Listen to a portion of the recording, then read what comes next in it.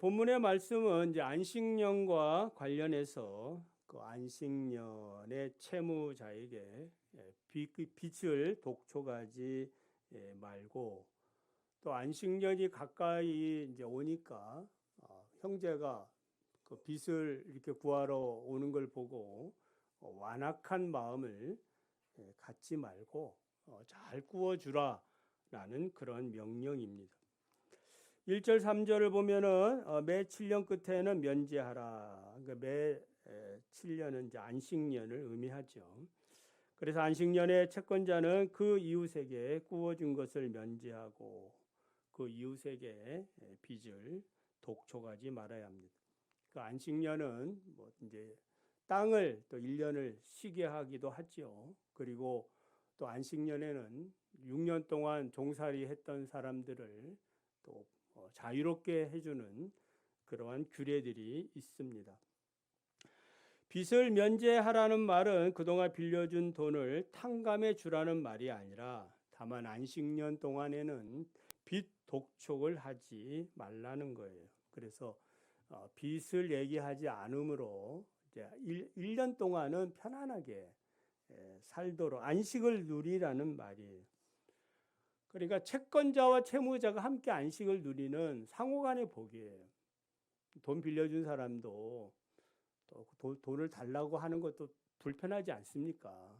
서로 간에 빌려주고 또 그것을 갚아야 되는 그런 상호간의 모든 사람들이 이 안식년 동안에는 그런 생각하지 말고 그냥 편안하게 하나님 안에서 복을 누리라는 그런 말씀입니다. 대신에 이제 동족이 아닌 이방인들에게는 이 규정은 이제 해당되지 않습니다. 함께 공동체 안에 동족인 형제들에게만 해당되는 말씀이에요. 본문을 통해서 주시는 교훈은 무엇입니까? 첫째, 하나님의 말씀대로 순종하면 하나님께 복을 받습니다. 믿으시면 아멘. 그러니까 채권자가 채무자에게 1년간 빚을 유예해 주는 것은 손해처럼 보이죠. 1년 동안 이제 빚을 안 갚으면 자기에게 원금 뭐 손실이 있는 거 아니겠어요? 그러니까 손해처럼 보여요. 그렇지만 4절에 6절을 보면 하나님께서 이 규례를 신실하게 지킨 사람들에게 복을 약속합니다. 4절을 보면 내가 만일 여호와의 말씀만 듣고 내가 오늘 내게 내리는 그 명령을 다 지켜 행하면, 여기 여호와의 말씀만 듣고라는 히브리어의 뜻은 단순히 여호와의 말씀을 소리로만 듣는 것이 아니라 소리 안에서 듣는 걸 얘기해요. 하나님의 말씀 안에 들어가서 하나님의 뜻 안에서 내가 있는 거예요. 참 다르죠. 그러니까 하나님의 말씀에 나의 모든 인격적으로 몰입을 한 상태를 얘기해요. 그냥 건성으로 듣는 것이 아니라 진심으로 형제를 사랑하는 마음으로, 하나님을 사랑하는 마음으로 내가 하나님의 말씀대로 뭐 하겠다는 거예요? 순종하겠습니다. 매우 인격적인 거예요.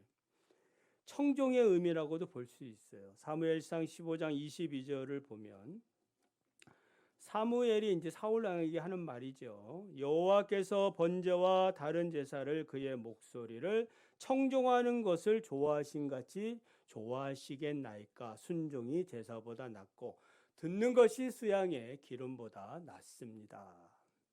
그래서 청종이란 단순히 귀로 이렇게 듣는 것이 아니라 자신의 모든 인격적으로. 그래서 딱 저 사람이 그 대답할 때에 어떤 행동을 할 때 그 보이는 거 아니겠어요? 진심으로 하는지, 겉으로 하기 싫은데 억지로 하려고 하는 건지. 아버지가 어머니가 자식에게 뭘 얘기하면은 알았어요. 뭐 이렇게 하는 건지, 아니면 예, 알았습니다. 그렇게 하지요. 정말 마음을 다해서 그런 이제 순종의 태도를 하나님 앞에 드리라는 거예요. 오늘 우리가 여러분들이 하나님의 말씀을 설교를 듣고 있지 않습니까? 몰두해서 집중해서 하나님의 말씀을 잘 들어보시기를 바랍니다. 4절에 다 지켜 행하며 이 말이 있는데 이것은 이제 지속적으로 계속해서 말씀대로 순종하겠다라는 마음의 태도를 얘기해요. 그러니까 적극적으로 하나님의 말씀하시면 그 말씀은 진리이기 때문에 생명이기 때문에 축복이기 때문에 내가 이 말씀을 지키겠습니다. 그래서 하나님이 이렇게 말씀대로 사는 사람에게 네가 기업으로 주신 땅에서 반드시 복을 받을 것이다. 할렐루야. 반드시 복을 받는다 이 말이에요. 아니 우리가 인간으로 생각해도 반드시 복을 받지 않겠습니까? 복받을 마음이 준비가 되어 있는데 그렇게 살아가는데 복이 비로지는 겁니다. 어떤 복이에요? 너희 중에 가난한 자가 없을 것이다. 그리고 네가 여러 나라를 꾸어 줄지라도 너는 꾸지 아니하겠고 네가 여러 나라를 통치할지라도 너는 통치를 당하지 아니하리라. 이 복이 여러분에게 임하기를 원합니다. 꾸어 줄지라도 절대로 내가 빌리러 가지 않는다 이 말이에요. 내가 다스릴지라도 내가 다스림을 받지 않는다라는 그런 놀라운 축복의 말씀이에요.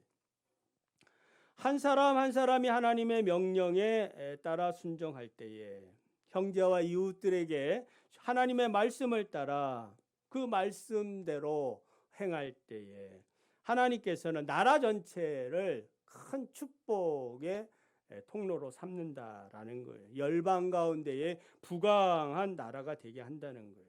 그러니까 개인의 복이 확장돼서 공동체의 복이 되는 겁니다. 사회 구조적으로 빈부격차가 사라지게 되는 겁니다. 그래서 가난한 자가 없게 된다. 이렇게 복지 국가를 표방해서가 아니라 하나님의 말씀대로 살면 복지 사회, 복지 국가, 복지 가정이 되는 거예요. 믿으시면 아멘. 축복이 어떻게 들어오고 어떻게 나가는지 그 영적 흐름을 여러분 발견하시기를 바랍니다. 왜 우리는 이렇게 살 수밖에 없을까? 우리는 왜 이렇게 가난하지? 왜 기업을 평생을 해도 이 빈곤으로부터 벗어날 수 없을까? 그 하나님의 축복의 비밀은 어디 있는 거예요? 이 하나님의 축복의 흐름, 물질의 흐름, 이 흐름의 비밀을 잘 깨달지 못해서 그런 겁니다. 없다고 못하는 게 아니라 없을수록 뭐 하는 거예요? 하나님의 축복이 들어올 수 있는 길을 열어 놓아야 되는 겁니다. 그것은 이웃과 형제를 위하여 뭐 하는 거예요? 돕는 것입니다. 많은 것을 돕는다 이런 생각하면 아무것도 못합니다. 사고 자체가, 생각 자체가 내가 도와야 되겠다. 형제를 도와야 되겠다. 이 생각이 복이 되는 겁니다. 그래서 교회가 복을 받고 가정이 복을 받고 이 나라가 복을 받기를 원합니다. 그래 여러분이 하는 모든 그런 삶의 문제도 다 해결받을 수 있는 거예요. 우리 자녀들을 정말 복 받기를 원한다면은 어려서부터 명준아 친구를 도와라. 명준아 친구를 사랑해라. 너가 조금 안 써도 친구를 위하여 헌신해라. 그렇게 가르쳐 주면 그게 거부가 되는 거예요. 하나님이 축복하는 겁니다. 말씀대로 순종하면 어떻게 되는가? 6절을 보면은 내 하나님 여호와께서 내게 허락하신 대로 내게 복을 주리라. 여기 이제 허락이라는 이 단어가 이 문법적으로 완료형이에요. 무슨 말이냐면 하나님이 반드시 축복하겠다고 이 한 약속들은 완성됐다 이 말이에요. 하나님이 복을 줬다가 안 줬다가 뺏었다가 이렇게 하지 않는다는 겁니다. 반드시 그 말씀대로 복이 임하는 거예요. 왜 그렇습니까? 하나님은 어제나 오늘이나 영원토록 변함이 없으신 살아계신 하나님이신 줄을 믿으시길 바랍니다. 그러니까 그 하나님의 말씀이 있으니까 그 하나님의 말씀은 진리이고 그 말씀대로 하나님께서 이루실 거예요. 민수기 23장 19절을 보면은 하나님은 사람이 아니시니 거짓말을 하지 않으시고 인생이 아니시니 후회가 없으시도다. 어찌 그 말씀하신 바를 행하지 않으시며 하신 말씀을 실행치 않으시랴. 할렐루야. 하나님 인생이 아니에요. 저는 말을 하고도 말에 대한 책임을 다 질 수가 없어요. 왜냐하면 나는 연약하거든요. 부족함이 많습니다. 아버지가 뭐 이렇게 해준다고 했잖아요. 엄마가 뭐 이렇게 해준다고 했잖아요. 부족합니다. 못 해줘요. 못 해주는 것도 많습니다. 그러나 하나님 아버지는 다른 줄 믿으시기 바랍니다. 반드시 행하시는 분이세요. 그 하나님을 믿고 그 하나님의 말씀을 따라 순종해 보시기를 바랍니다. 두 번째는 하나님께 빚진 자로서 마땅히 베풀며 살아가야 됩니다. 7절을 보면 가난한 형제에게 내 마음을 완악하게 하지 말고 내 손을 움켜쥐지 말라. 이게 완악한 마음이란 하나님을 대적하는 마음이고 하나님 앞에서 저주받을 마음이에요. 그러니까 바로가 하나님 앞에 이 완악한 마음을 계속 품다가 어떻게 된 거예요? 나라 자체가 망하게 됐다 이 말이에요. 아모리에 살고 있는 헤스본 왕이 모세가 재어나 화평합시다. 우리 서로 화평합시다 이러니까 이 완악한 마음으로 대적하다가 멸망했다 이 말이에요. 요한 1서 3장 17절을 보면은 누가 이 세상 재물을 가지고 형제의 궁핍함을 보고도 도와줄 마음을 막으면 도와줄 마음이 없어. 도와줄 마음을 막으면 하나님의 사랑이 어찌 그 속에 거할까 보냐. 그러니까 하나님의 사랑이 있는 사람이 그렇게 형제의 고통과 아픔을 외면하면 되겠느냐. 여기 내 손을 움켜쥔다라는 이 말은 함께 끌어모은다, 닫다라는 뜻이 있어요. 내 손을 움켜줘 이렇게. 움켜진다는 말은 끌어모아 가지고 뭐 하는 거예요? 닫아버려. 그러니까 닫아버렸으니까 어떻게 되는 거예요? 구두쇠처럼 한번 들어오면은 안 나가. 에? 끌기는 막 그냥 왕창왕창 뭐 이렇게 자꾸 끌어모으는데 들어와서는 뭐 하는 거예요? 안 나가. 생전 자기 가족에게도 뭐 베푸는 것도 없어요. 그냥 모으기만 하는 사람이 있지 않습니까? 그렇게 하지 말라는 거예요. 콩 하나 나누어 먹지 못하는 그런 불행한 인생이 되고 맙니다. 그래서 하나님께서는 이런 이기적인 인생의 마음을 잘 아시기 때문에 8절에서 반드시 내 손을 그에게 펴서 그에게 필요한 대로 쓸 것을 넉넉히 구워주라. 그러니까 이 편다는 말은 이제 닫는다의 반대말 아니에요. 닫지 말고 펴라, 열어라. 열어서 뭐 하라는 거예요? 필요한 대로, 소용하는 대로 가치 있게 살라라는 말입니다. 마음의 문을 닫지 말고 마음의 문을 여시기를 바랍니다. 이게 뭐 우리의 뭐 마음으로 되겠어요. 내 마음은 안 되니까 하나님 말씀에 뭐 하는 거예요? 순종하는 거예요. 내 인격과 나의 모든 생각들을 뭐 하는 거? 말씀에 굴복을 시켜야 되는 거예요. 말씀에 굴복을 시킬 때 하나님이 그 사람의 마음을 이제 그때부터 뭐 하는 거예요? 주장하시는 겁니다.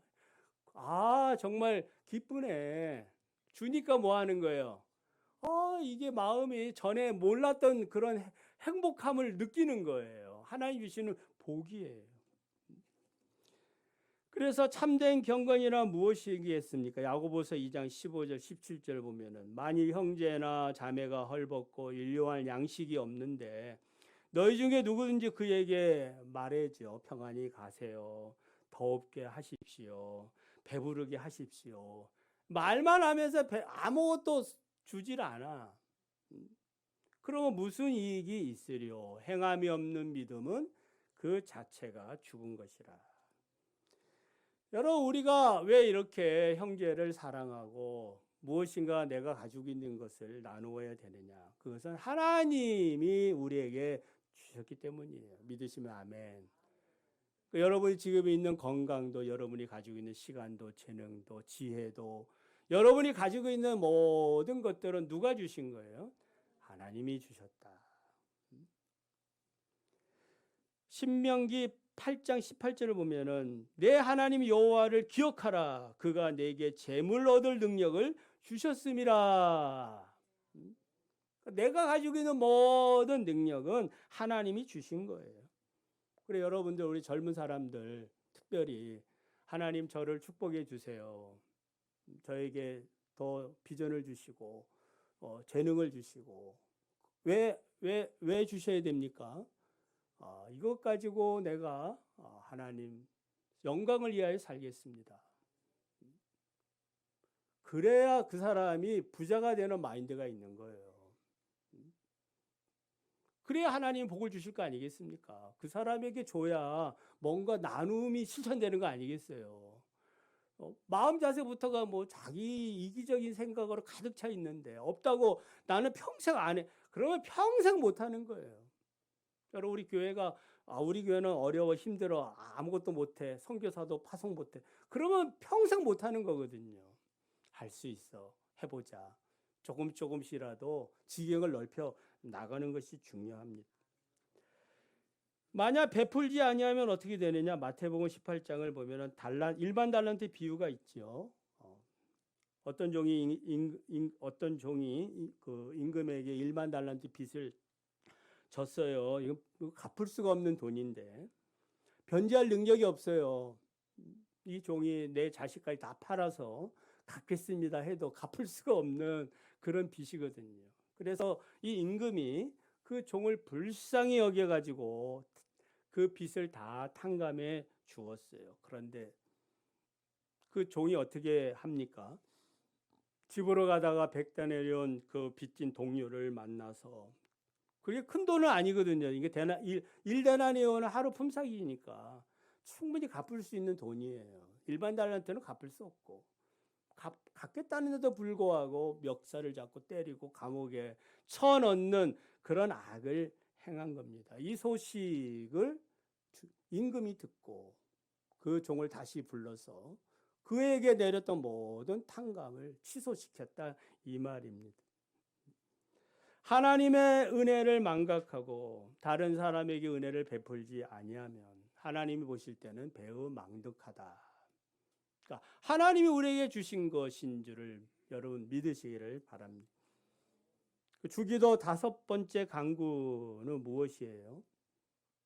지난주에 우리가 말씀을 묵상했죠. 우리가 우리에게 죄 지은 자를 사하여 준 것 같이 우리 죄를 사하여 주시옵고. 여기 두 가지 이제 오해가 있다고 했죠. 첫 번째 오해는 예수 믿는 사람은 한번 죄 용서를 받았는데 뭐 또 죄 용서를 해달라고 기도하느냐? 아니라고 했죠. 예수님께서 한번 몸을 씻은 사람은 발 씻어야 된다. 원죄는, 지옥 갈 원죄는 우리가 해결이 됐지만은 매일매일 우리가 살면서 짓는 이 자범죄는 늘 용서를 구해야 합니다. 두 번째 오해는 누가복음 11장 2절 4절에서 거기 주기도가 기록되어 있는데 4절에 보면은 죄 지은 모든 사람을 용서하오니 우리 죄도 사하여 주옵소서. 각주를 보면 이 죄 지은 모든 사람을 빚진 모든 사람이라 그렇게 해석을 해놓고 있어요. 이 말은 우리가 우리에게 빚진 모든 사람을 용서하오니 우리 죄를 사하여 주옵소서. 그런 이제 기도의 내용입니다. 그러니까 죄는 분명하게 하나님 앞에 범죄한 것이고, 이 빚은 뭘 얘기하는 거예요? 하나님께서 우리에게 베풀어 주신 사랑과 은혜를 얘기하는 거예요. 여러분, 우리가 자녀로서 부모님에게 빚 졌어요, 빚 안 졌어요? 네? 우리 태일 형제 빚 졌어요, 빚 안 졌어요? 빚 졌죠. 빚 졌으니까 어떻게 해야 돼? 갚아야지. 갚아야지. 근데 이제 갚지 않고 오히려 부모를 폭행하고 죽이고 이런 사람들도 있지 않습니까? 사상은 너무나 악한 거예요. 그래서 배은망덕한 거죠. 부모의 은혜를 우리가 알고 그 은혜를 갚으려고 하듯이 하나님께서 우리에게 베풀어 주신 그 사랑을 빚으로 여겨가지고 그 빚을 갚으려고 살아가는 사람이 되시기를 바랍니다. 하나님이 나에게 이런 은혜를 베풀어 주셨구나. 우리가 예배에도 이렇게 드리는 것도 하나님께 빚을 졌기 때문에 뭐 하는 거예요? 조금이라도 빚 갚으러 나온 줄 여러분 믿으시기를 바랍니다. 빚 갚으러 나온 거야. 우리 하나님은 자기 아들 독생자를 생명까지 주어서 우리를 사랑하셨는데, 구원하셨는데, 내가 할 수 있는 것이 뭐예요? 와서 우리 예배를 위하여 또 이렇게 반주도 하고 드럼도 두드리고 기타도 치고 또 트리오 세 분이 나오셔서 찬양도 하고 이렇게 하는 것은 무엇 때문이에요? 내가 받은 은혜에 조금이라도 뭐 하는 거예요? 그 빚을 갚는 행위라고 볼 수 있어요. 그래서 하나님께서는 이 빚을 갚으라는 거예요. 그래서 3대 절기가 나오지요. 유월절, 칠실절, 초막절. 이런 절기를 지켜라 이 말이에요. 지키면서 뭐 하라는 거예요? 형제들을 뭐 하라는 거예요? 돌아보라는 그런 얘기도 같이 하고 있는 거예요. 너희들이 애굽 땅 종되었던 곳에서 너희가 구원받지 않았느냐. 그래서 고아와 가부와 객과 나그네를 대접하라. 그것을 잊는 순간 뭐 하는 거예요?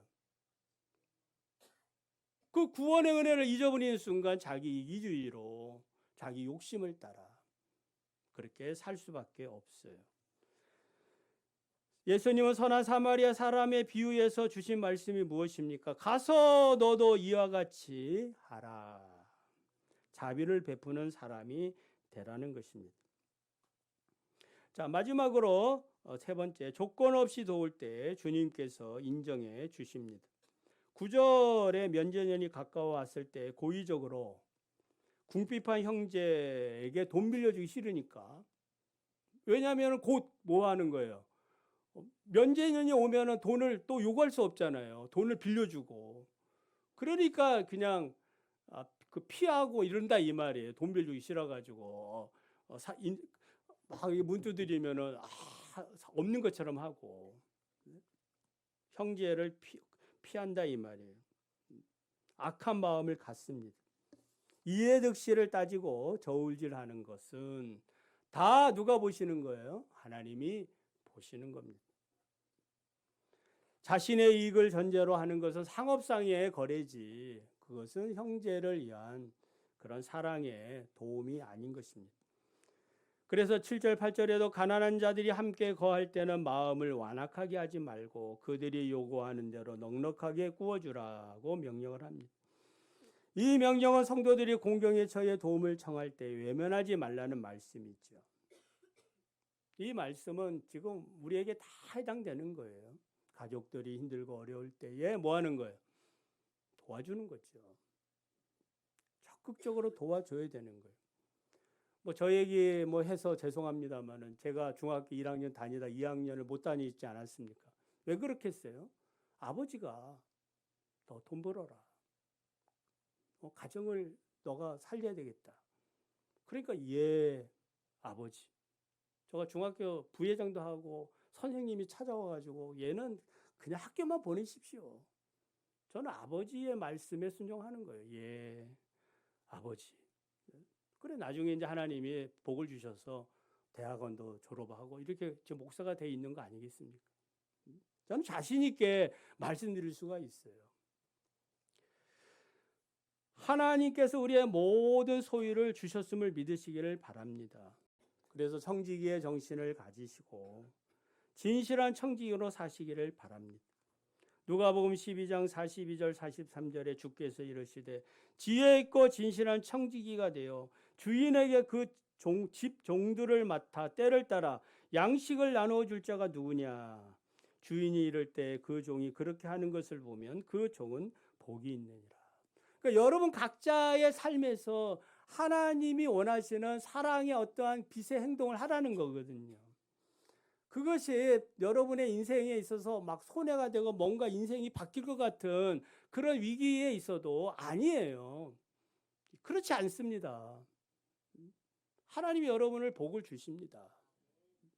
그래서 순종하고 가족들을 책임지고 동생들을 돌보고 그렇게 하는 겁니다. 그렇게 하시면 하나님이 책임지시는 거예요. 믿으시면 아멘. 그래서 전도서 11장 1절을 보면 너는 식물을 물 위에 던지라 여러 날 후에 도로 찾으리라. 그러니까 식물을 이렇게 사람들을 위하여 구제하고 이렇게 도와주고 형제들을 도와주고 이러면은 이건 뭐 못 받을 것 같지만 누가 돌려주는 거예요? 하나님이. 그래서 이 구제하고 형제를 돕는 일은 누구에게 또 빚을 주는 거냐면 하나님께 빚을 주는 거예요. 하나님 갚으세요. 누가 갚으라고? 하나님께 갚으라고. 그러면 하나님이 갚겠어요? 안 갚겠어요? 갚아주시죠. 확실하게 갚으시죠. 그래서 여러분이 하나님 앞에 몸을 헌신하고 건강을 주시고 물질을 헌신하면 물질을 주시고 재능을 헌신하면 뭘 주시고 재능을 주시고. 그러니까 하나님 앞에 드린 만큼 하나님이 주시는 거예요. 말씀을 맺습니다. 안식년 채무 면제 규정은 돈을 빌려준 사람이나 돈을 빌린 사람 모두가 한 땅에서 한 곳에서 다 안식을 누리는 말씀이에요. 예수님께서는 마태복음 25장 40절에서 너희가 여기 내 형제 중에 지극히 작은 자 하나에게 한 것이 곧 내게 한 것이라 인정해 주셨어요. 우리 모두는 주님의 사랑에 빚을 진 사람들입니다. 이 사랑의 빚을 조금이라도 갚으며 사시기를 바랍니다. 그래서 이 빚을 계속 뭐 받는 것이 아니고 뭔가 나도 이 빚을 이렇게 이제 갚으려고 하는 거. 특별히 우리가 이제 하나님의 교회의 일꾼이라면은 무엇을 통해서 우리가 주어진 일을 통해서 충성하면서 갚는 거예요. 그리고 여러분에게 있는 그 모든 가족 공동체 내에서도 이런 은혜가 있기를 간절히 원합니다. 참된 경건은 행함으로 드러납니다. 자기를 위해서는 인색하더라도 형제들을 돕는 일에 이웃을 사랑하는 일에는 넉넉하고 풍성한 사람이 되십시오. 주님께서 반드시 그 사람을 인정하고 복을 내려 주실 것입니다.